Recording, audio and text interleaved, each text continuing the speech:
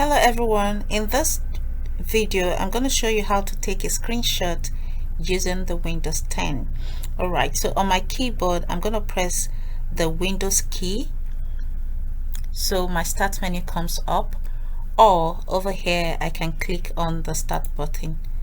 Okay, so I can search for the snipping tool, or I can also click on the search button here to type in snipping tool. Alright, you can see why I'm typing that. The snipping tool appears here, so I'll go ahead and click on it. So this dialog box comes out. Usually it's by the ribbon, so I can actually move it around.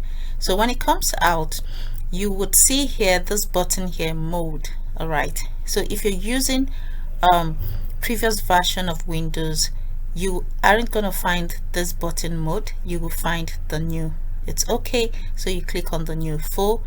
You click on the new to capture the screenshot. So for this particular Windows 10, I have this. I'm going to click on the more arrow and select the rectangular snip. Alright, for previous version of Windows, you will have the new button. Click on it, you will also find the rectangular snip. So I click on that. Now you would see that it has grayed out. Now I can select a particular region or section that I want to screenshot. All right, you would see that. Okay, so that is what I want to. When I select the region that I want, I released my mouse. So here you would see this window. On this part it says save snip. So I'll click on that button. Here I'm going to save it as capture 3.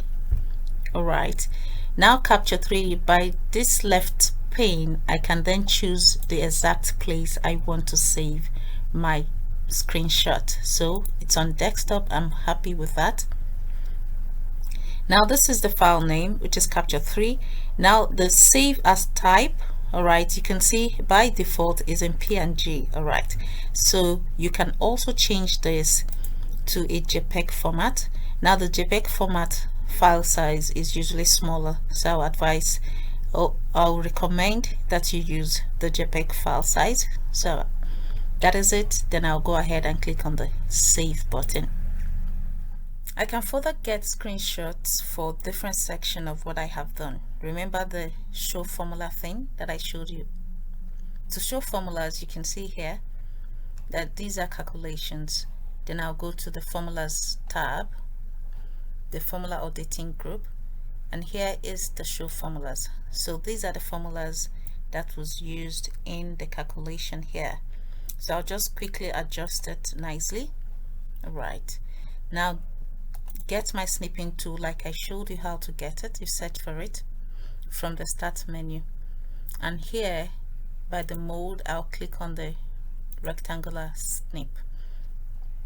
Now it grays that out, and I will just select the section that I want to screenshot, and this is me selecting all the section where I have the formula. So with this I can save as always and call this capture 2 or formulas. I'll call this say formulas. Right, and save it on the desktop, then close. Remember, it's by default formulas, save as type JPEG. That is fine for me, and then I'll click on the save button. Now I want to capture participants of this activity, so I'll click on the new snip. Right, new snip, back to, so I'll close that section so I can open up the activity or the section that I want to screenshot. So I'll hide the formulas. Right, back to home tab, and this area, this is my normal view. I'll go straight to the page layout view by the taskbar.